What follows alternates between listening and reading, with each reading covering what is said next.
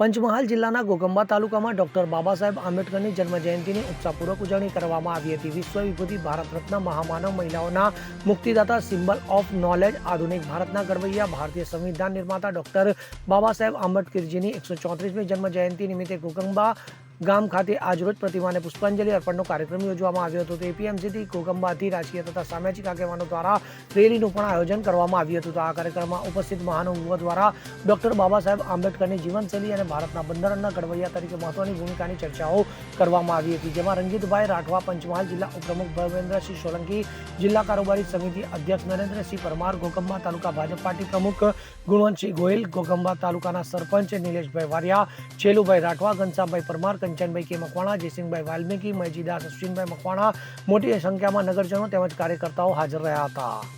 યોગેશ કનોજિયા સાથે CN24 news, Ghoghamba. હવે જુઓ દેશ દુનિયાની તમામ ખબરો તમારી આંગળીના ટેરવે. ઉઠાવો મોબાઈલ અને Google Play Store પરથી ડાઉનલોડ કરો અમારી CN24 ન્યૂઝ મોબાઈલ એપ.